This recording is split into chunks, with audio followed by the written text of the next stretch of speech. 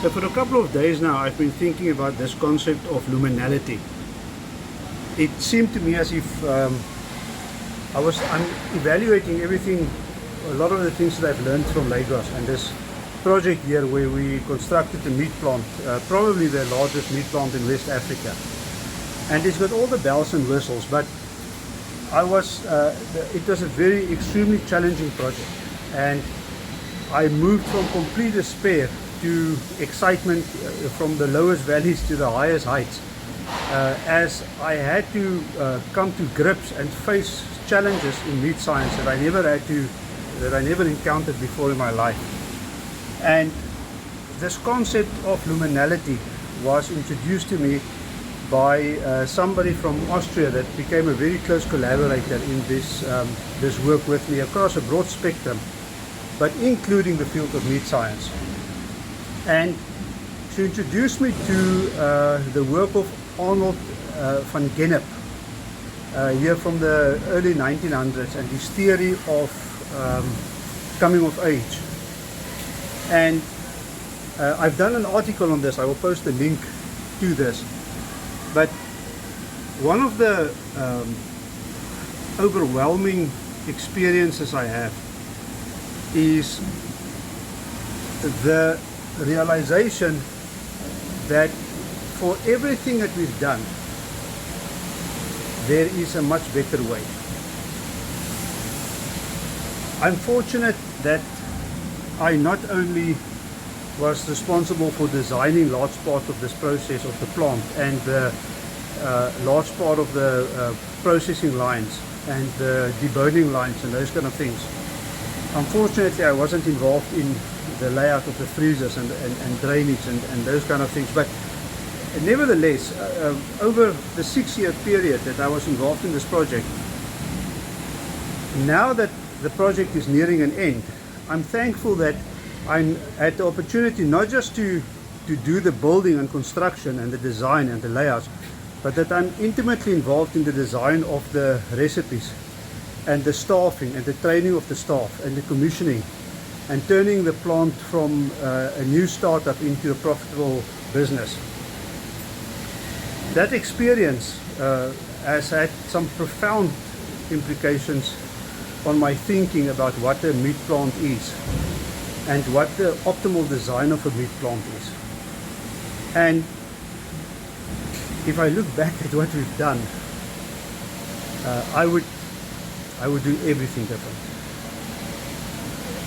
You start to realize and understand ways that you can hardwire not just hygiene but profitability into the matrix of the meat plant operation in a way that I never thought is possible. And what is exciting for me is an opportunity with collaborators from around the world to put these theories very much to the test. Not just in a third world environment, but also in South Africa and ultimately even in Europe, where now that I had the opportunity with a lot of people from around the world to rethink every process, every equipment piece, and to rethink the equipment pieces from the perspective of meat science and not from the perspective of what the equipment manufacturer wants to sell you or tell you is true or can be done with their kit, but a deep understanding about the nature of meat and the nature of protein and how they react and how they respond and how they've been put together from the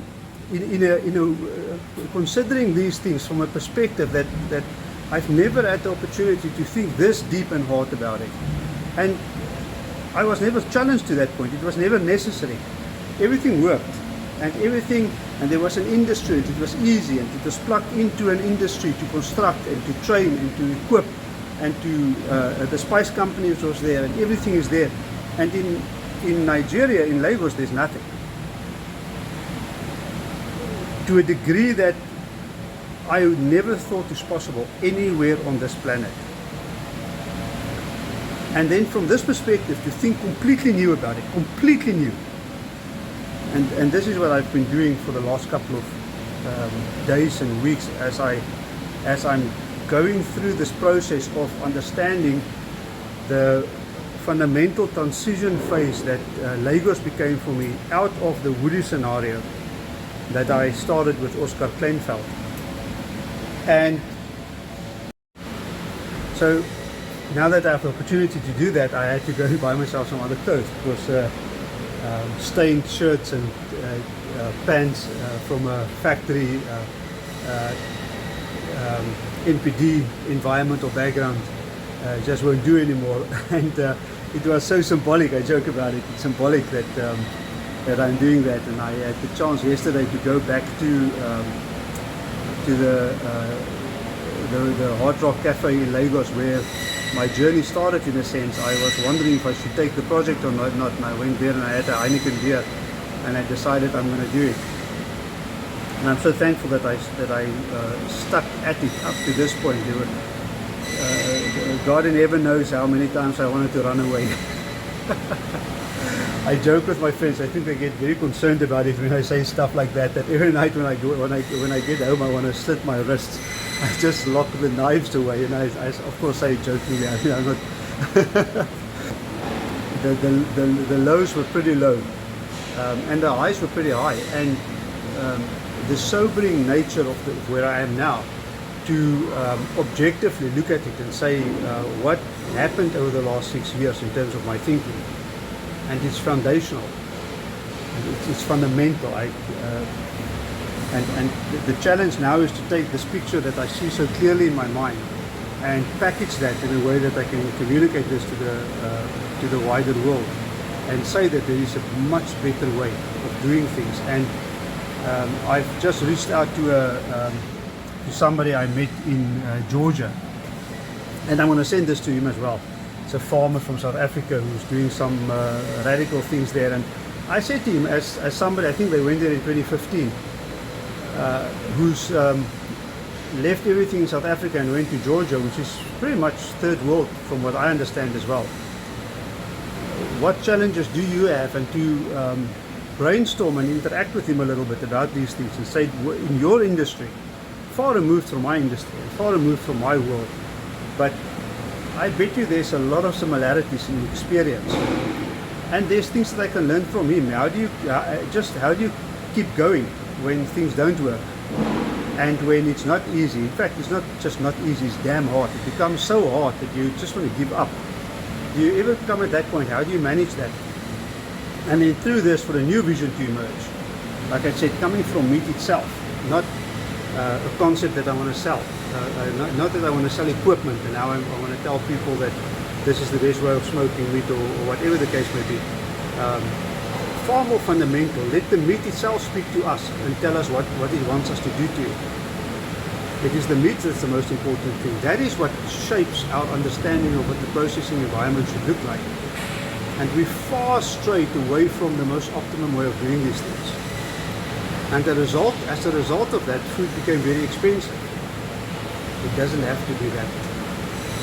So I share this with you to share with you where I am in my journey, and how much this time period of transition, the type of things that I'm reflecting on as I prepare to move to the next phase and say, right now, in light of all of this, what now? It's damn exciting. That is for sure. I can't wait.